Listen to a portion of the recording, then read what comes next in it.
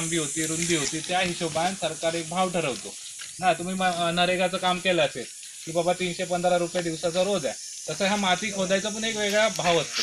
तो आम्ही कधी आमचं आता हे कागद सगळे बनवतोय, लिहितोय, सगळं बनवतोय, ते जमा केल्यानंतर तो एक भाव आम्ही तुम्हाला येऊन अशीच मीटिंग करू आणि त्याच्यात सांगू की एक खड्डा खणायसाठी एवढे पैसे मिळतील, तुम्ही 10 खड्डे केलात तर एवढे पैसे मिळतील.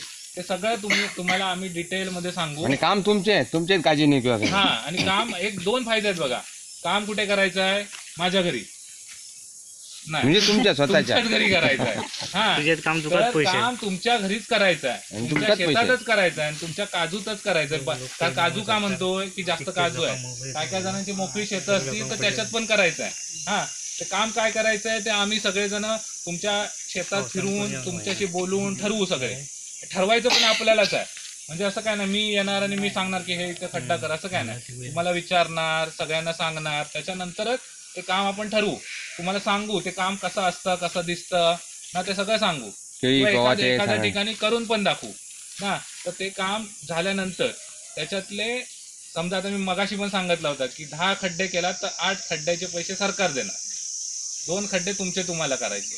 लक्षात ठेवा, हे गणित लक्षात ठेवा की हा माणूस भेटला होता, याने सांगितलं की 10 खड्डे केले तर 8 पैशाचे पैसे सरकार देणार. 8 खड्ड्यांचे 8 खड्ड्यांचे पैसे सरकार देणार, 2 खड्डे आम्ही करणार. हा, हे गणित कायमस्वरूपी म्हणजे येणारे 4 वर्ष लक्षात ठेवा. तसं काय आहे की तसे ते 10च्या 10 खड्डे फुकटच झाले, कारण आपल्या शेतात काम करायचं कोण पैसे देतो काय ना. आता तुम्ही एवढे जण काम करता, शेतात काम करायचं पैसे कोणच देत नाही ना, तर ते तेवढे पैसे तुम्हाला मिळणार.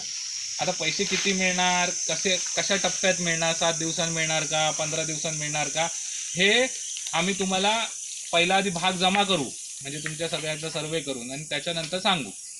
ठीक आहे, कारण तो सरकारला भाव ठरवायला लागतो ना. Subscribe Prudent social media channel and press bell icon for latest notifications.